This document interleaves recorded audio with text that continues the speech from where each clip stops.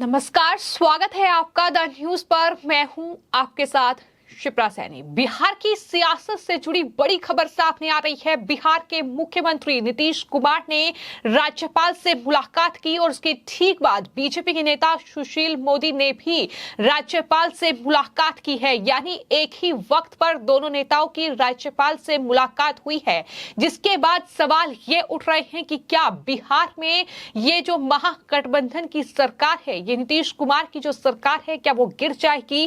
क्योंकि लगातार बिहार के सियासी गलियारों में इस बात की चर्चाएं हो रही हैं, क्योंकि एक तरफ बीजेपी के नेता सुशील मोदी और नीतीश कुमार ने लगभग एक साथ राज्यपाल जो है वहां के राजेंद्र विश्वनाथ अर्लेकर उनसे मुलाकात की है, और वहीं दूसरी तरफ जो नीतीश कुमार के पुराने साथी रहे हैं उपेंद्र कुशवाहा, उन्होंने भी हाल ही में ये कहा था कि जेडीयू में मनमुटाव हो चुका है और कई नेता मेरे संपर्क में हैं और कई नेता बीजेपी के संपर्क में हैं। तो क्या बिहार में अब नीतीश कुमार सरकार गिरने जा रही है? क्या कई नेताओं ने जिस तरीके का दावा किया था बीजेपी के और तमाम जो विपक्षी दल के नेता बिहार में हैं, फिर चाहे वो पशुपतिनाथ पारस हो, फिर चाहे वो बीजेपी के लीडर सुशील मोदी हो, कि 2024 लोकसभा चुनाव से पहले बिहार में नीतीश कुमार सरकार गिर जाएगी, क्या वो तमाम दावे अब सच साबित होने वाले हैं? इसको लेकर अब कहीं न कहीं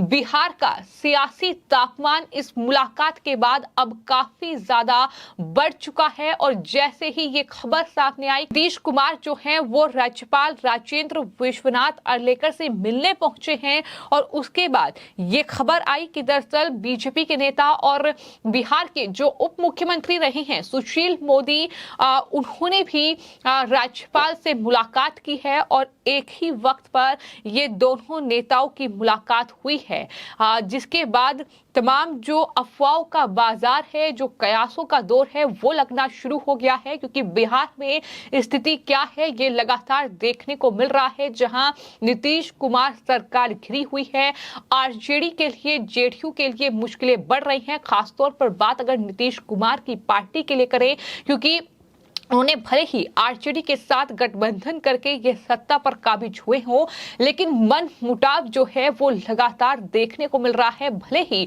ये विपक्षी एकता की बैठक करके ये दिखाने की कोशिश कर रहे हों कि दरअसल बिहार में और देश में विपक्षी पार्टियों के बीच सब कुछ सही है, लेकिन बिहार में तस्वीर अलग है।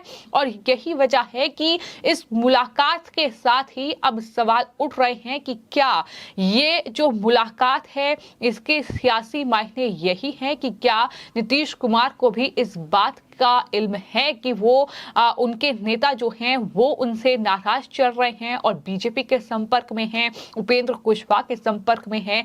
क्या कोई सांठगांठ, क्या कोई बातचीत इसको लेकर हुई है? ये तमाम कहीं ना कहीं सवाल जो हैं बने हुए हैं। आपको ये बताते हैं कि हाल ही में नीतीश कुमार ने बीजेपी से अपना गठबंधन तोड़ा था, यानी एनडीए से वो अलग हुए थे और आरजेडी के साथ उन्होंने मिलकर वो बिहार की सत्ता पर काबिज हुए, मुख्यमंत्री वो बने, और नीतीश कुमार ने तेजस्वी यादव को उप मुख्यमंत्री का पद दिया।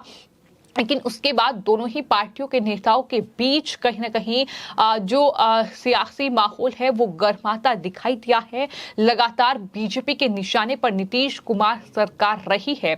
बीजेपी के नेता यहां तक कह चुके हैं कि दरअसल इमरजेंसी जैसी सिचुएशन जो है वो बिहार में आ गई है, बिहार में जो है वो राष्ट्रपति शासन लगना चाहिए। इस तरीके की बातें भी कई नेताओं की ओर से कही गई हैं। लेकिन इन सब के बीच अब इस मुलाकात ने सियासी पारा बिहार का बढ़ा दिया है। हालांकि इस मुलाकात के बाद जब सुशील कुमार मोदी से मीडिया ने सवाल जवाब किया तो उन्होंने कहा कि ये महज एक संयोग है, इसका कोई और मतलब नहीं निकाला जाना चाहिए, लेकिन मतलब निकाला जा रहा है क्योंकि एक ही वक्त पर दोनों नेताओं की मुलाकात हुई है। क्योंकि इससे पहले भी नीतीश कुमार जो है वो बीजेपी गठबंधन का हिस्सा रह चुके हैं, एनडीए का हिस्सा रह चुके हैं। तो ऐसे में इस मुलाकात को लेकर लगातार जो सियासी कहीं ना कहीं गहमा गहमी है वो बिहार में तेज हो चुकी है। सुशील कुमार मोदी ने यह भी कहा कि यह संयोग की बात है कि मुझसे पहले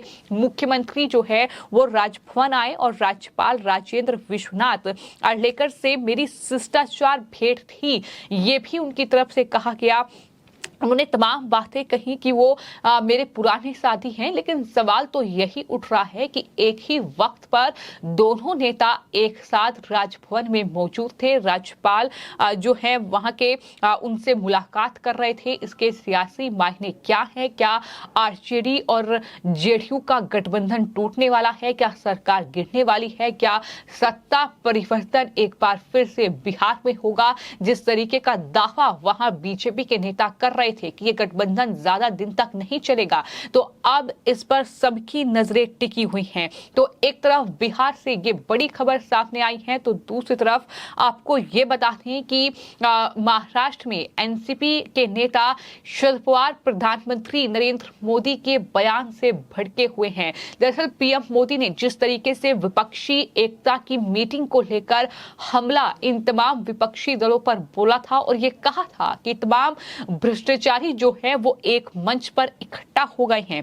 प्रधानमंत्री ने इस बात का जिक्र किया था कि आपको अगर शरद पवार की बेटी का भला करना है तो वोट एनसीपी को दीजिए। उन्होंने ये भी कहा था कि आपको गांधी परिवार के बेटे बेटियों का भला करना है तो कांग्रेस को वोट दीजिए। तमाम हमले पीएम मोदी ने बोले थे, जिसके बाद अब शरद पवार ने ये कहा है कि प्रधानमंत्री को ऐसे बयान नहीं देने चाहिए, ऐसे बयान देने से बचना चाहिए। ये तमाम बातें शरद पवार ने कही हैं। उन्होंने ये भी कहा कि विपक्षी बैठक में शामिल लोगों में तमिलनाडु के मुख्यमंत्री समेत कई पूर्व मुख्यमंत्री शामिल थे, जिनके पास अपने अपने राज्यों पर शासन करने की जिम्मेदारी थी और जिन्हें लोगों का समर्थन प्राप्त है। सहकर्मियों के बारे में ऐसा बयान देना कितना उचित है, ये प्रधानमंत्री को सोचना चाहिए। ये शरद पवार का बयान सामने आया है।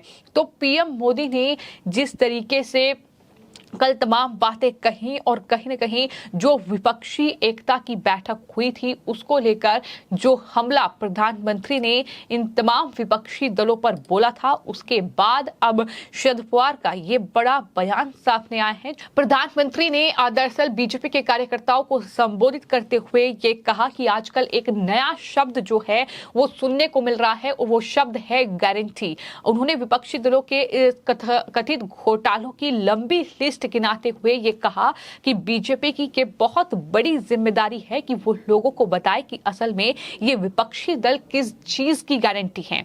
ये सारे लोग विपक्षी गारंटी है भ्रष्टाचार की, लाखों करोड़ रुपए के घोटाले की। ये सारे मिलकर कम से कम 20 लाख करोड़ के घोटाले की गारंटी है। ये बड़ी बात प्रधानमंत्री ने कही थी और जैसे ही प्रधानमंत्री ने विपक्षी एकता की इस मीटिंग पर हमला बोला, वैसे ही शरद पवार बौखलाए और शरद पवार ने यह कहा कि प्रधानमंत्री को ऐसे शब्दों का इस्तेमाल नहीं करना चाहिए। तो कुल मिलाकर विपक्ष के लिए मुश्किलें बढ़ रही हैं। बिहार से लेकर महाराष्ट्र और महाराष्ट्र से लेकर राजधानी दिल्ली तक विपक्षी खेमे में कहीं ना कहीं सियासी जो गहमा गहमी है वो काफी तेज है, लेकिन नजरें जो हैं वो बिहार पर टिकी हुई हैं कि आखिर बिहार की राजनीति में आने वाले वक्त में क्या बड़ी हलचल देखने को मिलेगी। क्या इस मुलाकात का मतलब ये है कि बिहार में जो आरजेडी, कांग्रेस और जेडीयू गठबंधन की सरकार है वो गिर जाएगी, क्योंकि